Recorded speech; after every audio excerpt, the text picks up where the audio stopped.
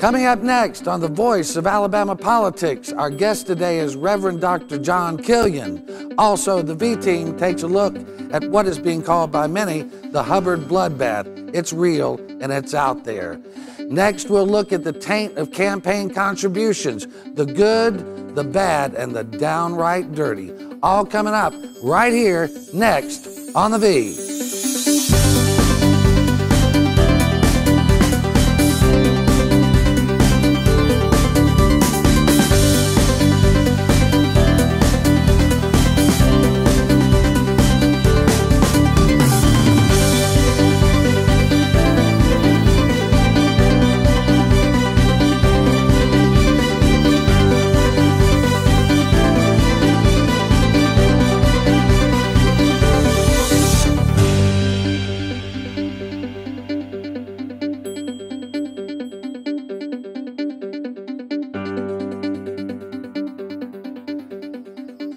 Welcome to The Voice of Alabama Politics, where we tackle the tough issues so you have the hard facts.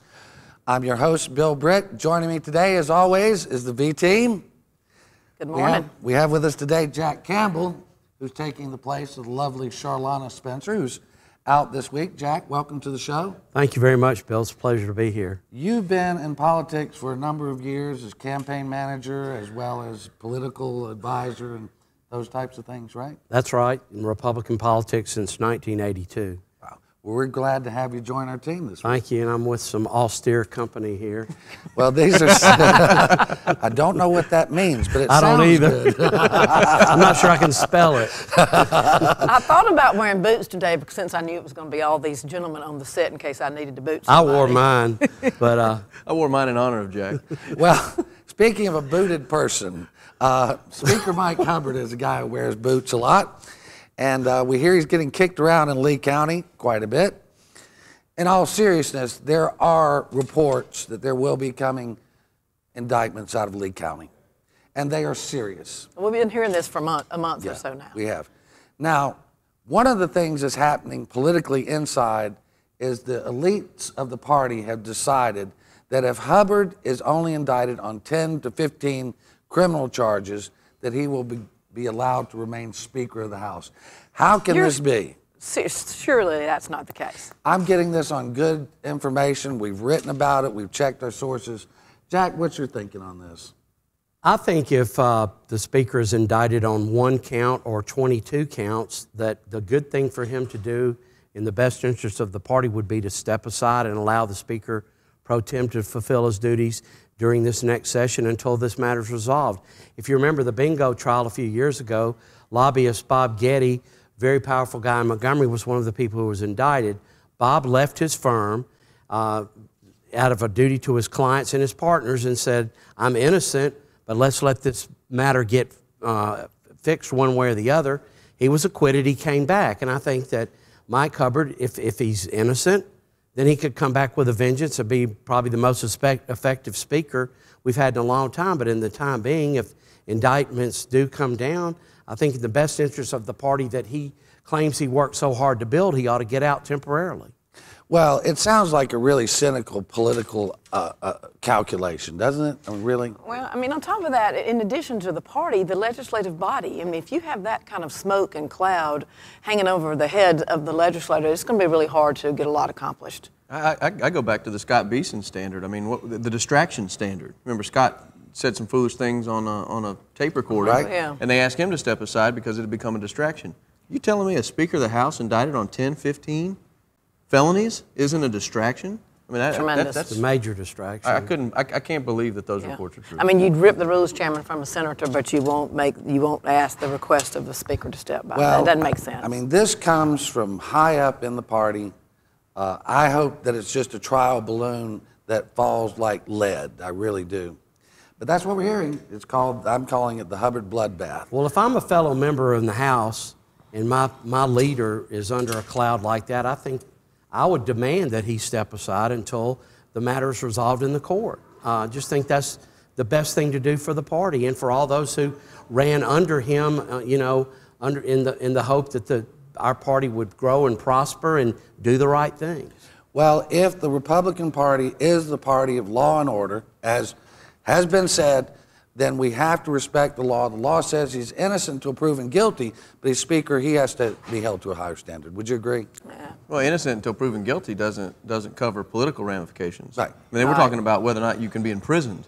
That's not whether or not popular perception is that you're somehow fraud. Well, somehow in my mind, you know, you have to have the Speaker of the House be held to a position of authority. He has a position of authority. He has to be held to a higher standard, that there is no appearance of evil. Moving forward here, campaign funds, always the mother's milk of politicians.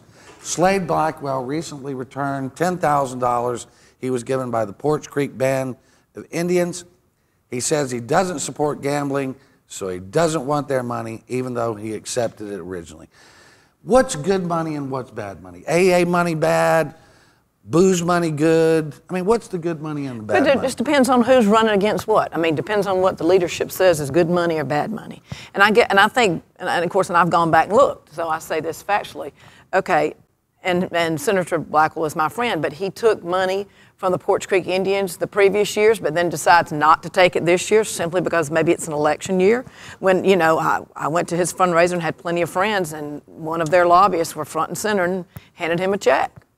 Well, I mean, this is not unusual. People take checks from people they don't necessarily, you know, agree with, I guess, maybe. In my opinion, as a person who's raised money, I think all money has potential to be good money if the only thing that you're guaranteeing the people that give you money in return is access to your office and to your attention on legislative matters. If I give you $5,000 or $50 or nothing, I ought to not have any more influence than my constituent. But I think that that person accepts money should listen, but not be bound by any kind of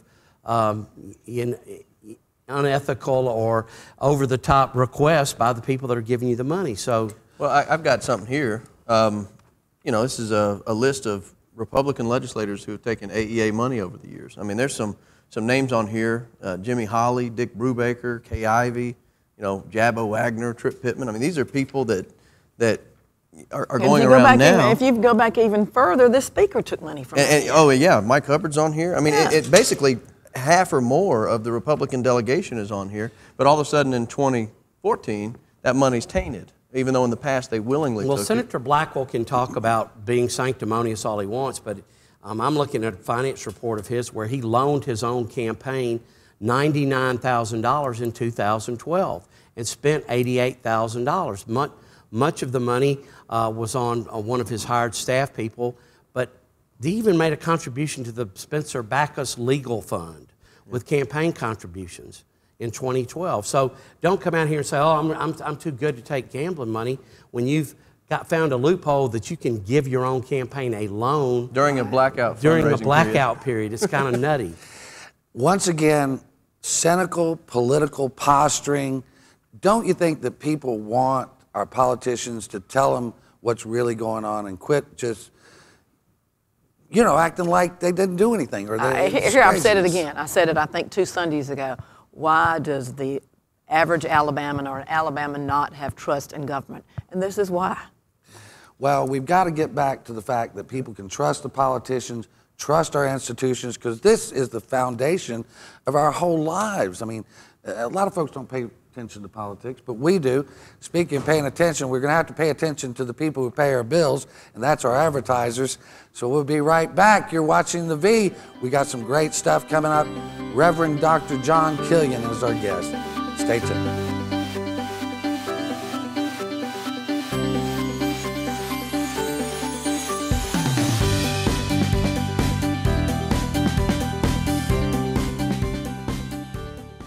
I think someone at my friend's school has this thing called autism.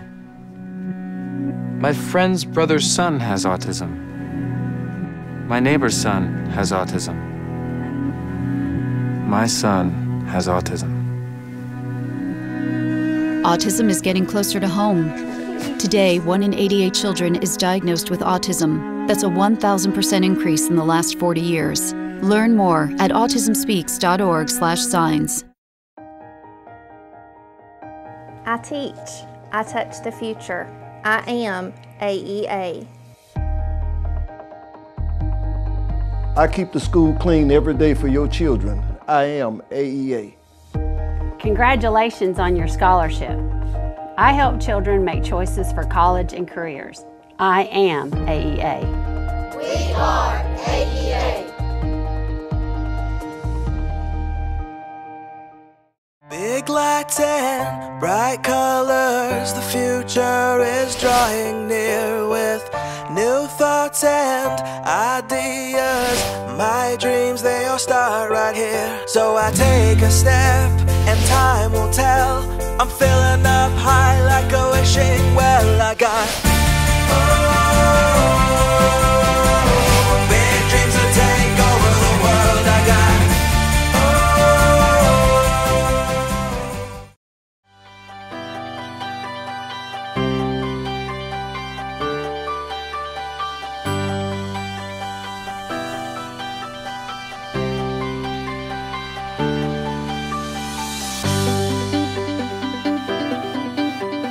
Welcome back to The V. Our guest today is Reverend Dr. John Killian. He is the president of the Southern Baptists of Alabama. Welcome. So good to be here, Bill. Thank you for all you do. Well, thank you, sir. I know it's a little bit of a mouthful for me to get all that out because I'm used to calling you Brother Killian. I prefer that. You are my good friend, and you've buoyed me up a lot of times when I didn't have anywhere else to turn. I thank you for that. Well, I thank you. You're an encourager. Well, you and I have talked about a lot of issues, one of them being pro-life.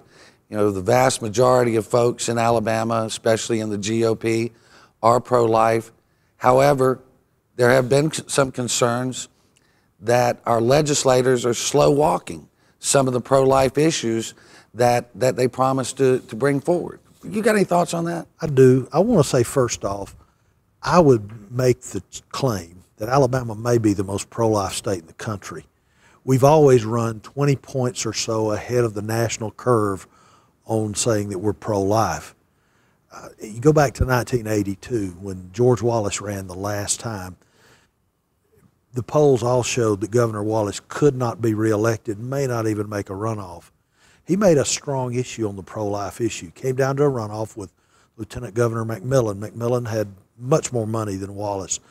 But the pro-life issue, no question, made the difference for Governor Wallace to win. 4 years later, Bill Baxley was the shoe-in. Bill Baxley, strong, popular man, but he got on the wrong side of the pro-life issue, and he lost. As we know, Guy Hunt came off and campaigned strongly as a pro-lifer. That's gone all the way forward. In 1976 to 1984, in an 8-year span, there was a 22 million vote shift of evangelicals and Catholics, and that was the catalyst for that shift between the Democratic Party and the Republican Party at the national level. The pro-life issue was the catalyst for that switch. I believe that finally in 2010, when Republicans can gain control of the legislature, that the pro-life issue is what motivated grassroots church people, Protestants, Catholics, to turn out and to vote Republican on purpose because, and I believe the pro-life issue was key in that. These last years, there have been a couple of pieces of pro-life legislation. I'm thankful for that. In the first year of this quadrennium, the Alabama State Senate, with Greg Reed as chairman of the Health Committee and Scott Beeson, chairman of Rules, passed every single pro-life bill introduced. Most of them did not make it out of the Health Committee in the House. Now, granted, this past year, a hospital admitting bill passed, but Alabama today ranks number 20 by Americans United for Life, 20 out of 50 states in pro-life regulation. In the Southeast, our state, according to Alabama Citizens for Life, allows for any doctor to perform 29 abortions a month without following any abortion regulations. Other states only allow 5. Now, you know, and I often say this, that most of our Democrats in this state, the elected ones, are very conservative. They're pro-life. Sure. I don't know of any of our Republican elected officials that are not pro-life, or at least in conversation, they're pro-life. So why is it that we have this statistic then? I mean, why are we allowing these types of procedures to be practiced? I mean, Del Marsh told me last year, he said, I have a supermajority. I can pass anything I want. So they can. Why don't they? Well, good point. They could if it was a priority. Instead, the Business Council agenda, issues of economic development, which, hey, that's good. I'm for it. But those issues seem to always take a back seat. But I will tell you that the pro-life issue will drive the election more. I believe if some strong pro-life legislation is not passed, this next section, there may be issues in the election. They're going to say nothing was done or little was done. Well, it is really social issues that have driven what used to be Democrats to the Republican Party. No question about it. It is not pro-business or, economic issues. I mean, many times you take people like members of the AEA, they're actually voting against their best interest when they vote for Republicans sometimes because they are in a battle of some sort.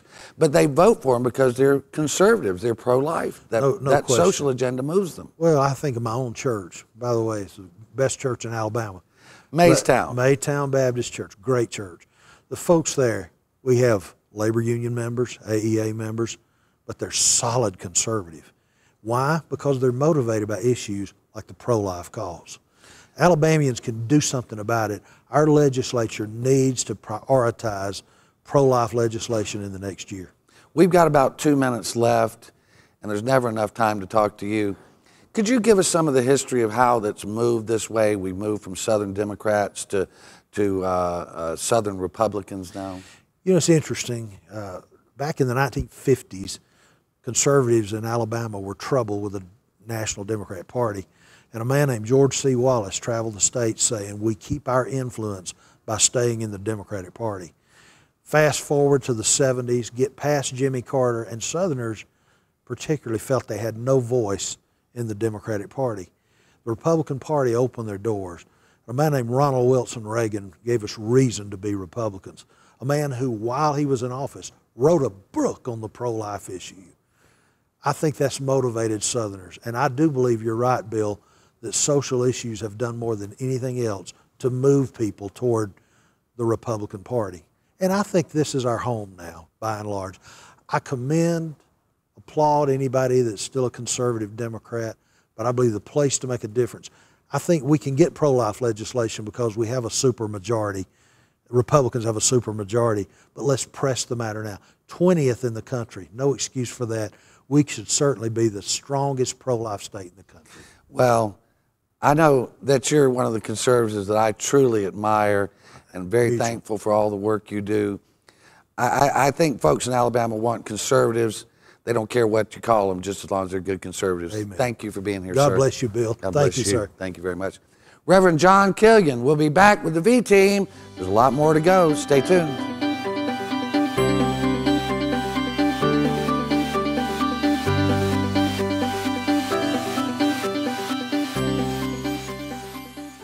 So I've come up with a family emergency plan. Great. What is it? It's difficult to talk about, so I'm not telling you. How will we know what to do? You won't. I'm so glad I won't have to remember anything. And me too. Thanks for this, sweetie. Talk to your kids about who to call, where to meet, what to pack. Visit ready.gov/kids for tips and information. Hey, Mom. I got the job. You've got the job. Welcome aboard. I've got a job to do today. Have a good first day at work, Mom. Donate to Goodwill. Help provide job training in your community.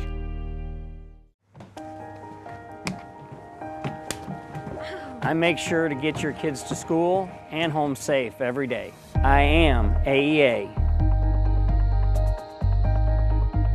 I make sure your child receives a healthy meal each day. I am AEA. Thank you, AEA, for protecting our public schools and our futures. We are AEA.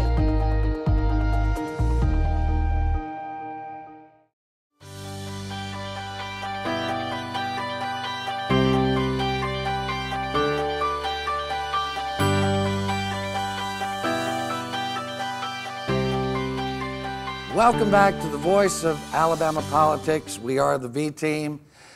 Barron, you were talking about during the break, there's a bunch of people on that AEA money Yeah, I was list. just naming people just that were at the top of the list. I think we counted over the break 50 people, Yeah, 50 incumbent Republicans that have taken AEA money. Right. But it's bad money now. Right, and that's the point. It's not the point of whether they took it or not. The point is now they're being very, as you said earlier, sanctimonious about it, you know, and it seems very hypocritical. Absolutely. And then, I hate to say, now, we talk about there's 50 individual Republicans, that's fine. But then let's look back here. NetPAC. That's Mike Hubbard's PAC. Mike Hubbard's biggest PAC. You know, and this thing is really about who's got power. You know, who's got money, who's got power. This isn't really about whether the AEA is terrible or big tobacco is wonderful and all that stuff. It's really about getting the money. So I was just using them. You were talking about the Porch Creek Indians earlier, the AEA. These are monies that these people have declared now off limits for whatever reason. When in the past they all just willingly took it. And I just think that's hypocritical. Right, and you look at 2014 PAC that's spearheaded by the former governor and his daughter, that's kind of under the leadership of some of the leaders in the House and the Senate, and they're taking tons of alcohol money, you know, payments on a monthly basis, tobacco money, pharmaceutical monies. Now, I don't know that we've seen any of the AEA or the gaming money show up there yet, but... No, we haven't. But there's a lot. There's a lot more time to go. Yeah, a lot more time to go. I just think that when, you know, to be critical of AEA and to bash them and then to take their money is so hypocritical. This whole Alabama Accountability Act, which pretty much was passed in the cloak of darkness, was an attempt to gut the Alabama Education Association. I fought with them for years over a lot of issues, but they do some good things for their members, and they are you know, now they're being punished, but it's okay to take their money for 3 years and then you gut them, and then now in an election year it's like, oh, I can't take AEA money. It's just ridiculously hypocritical. Well, in light of full disclosure, AEA is one of our advertisers on this show, and we're good capitalists, and we'll take money from anybody who wants to advertise as long as it's greenbacks and it cashes in the check cashes. But somebody just returned a big donation, didn't they? I mean, yeah, it was Slade Blackwell. No. Well, wait, the governor, I think something has just come out about the governor returning something to do with the accountability bill. Yeah, What's students first. Okay. I know I'd heard something on that. I hadn't had a chance to suss it out totally. But how do we fix some of this? I mean, how do we, is there any fixing to this?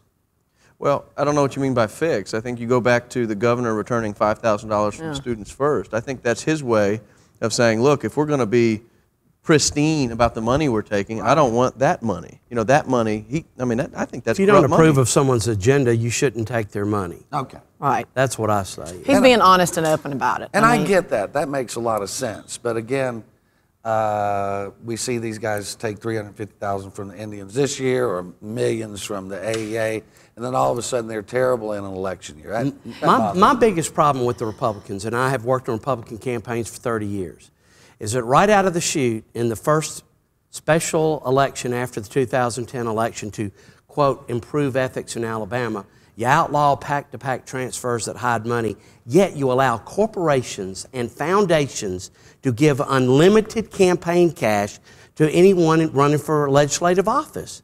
That's why PACs were created in the first place, using shareholder money to fund campaigns. Yet in Alabama now it's legal. They used to give $500 per cycle. Now it's unlimited. To me, that's wrong and very, very hypocritical. You can't say ethics improvement and corporate money in the same sentence. And when you talk to people in the field, when you're out with candidates and you're talking to people in the field and you ask them, did you know that this Republican legislature just uncapped corporate contributions, made them unlimited? People's, what?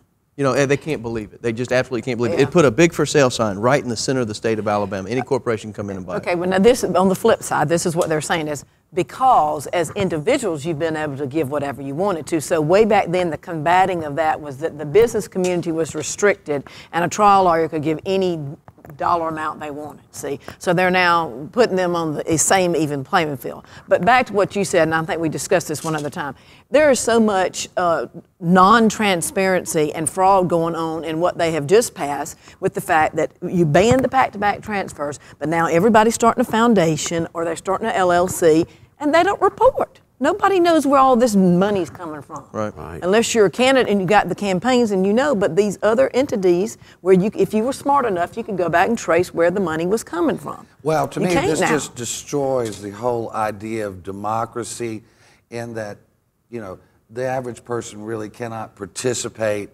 up against a big corporation. I mean, come on, you can couch it under free speech, and I don't care what the Supreme Court says. You know, as an individual, there's no way I can ever compete with Walmart, with Walmart yeah. and what they can do.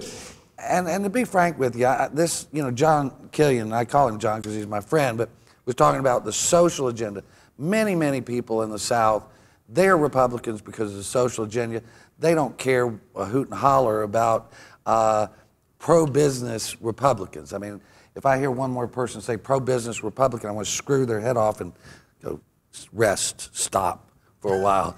But again, you know, this is a real problem that you point out. Yeah. I mean, this is something that needs the social issues get to the heart. That goes all the way to the National Republican Party. I mean, I've been involved since, you know, 30, 40 plus years, and you have as well. And that when you go to a convention, the platform issues and abortion and pro-life and immigration, all those are big issues that we deal with at the national level.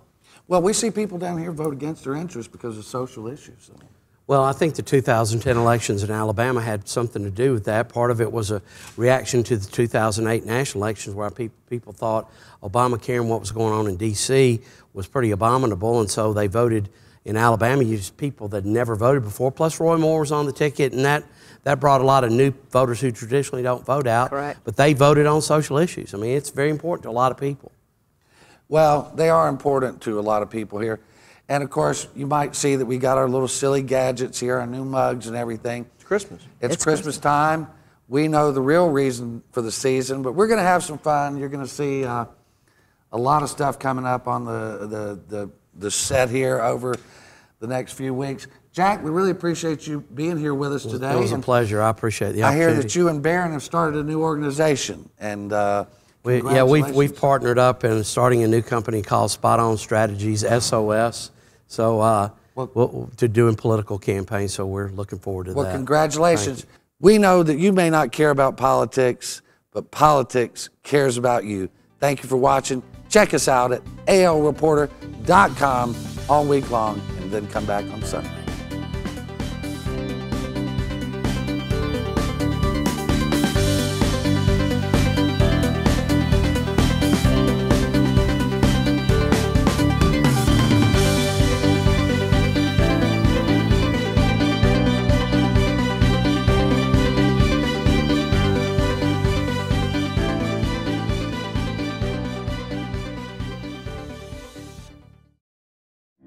When some people struggle with their mortgage payments, they become frozen. But the people who take action are far more likely to get the most positive outcome. Call this free government program for the option that's right for you.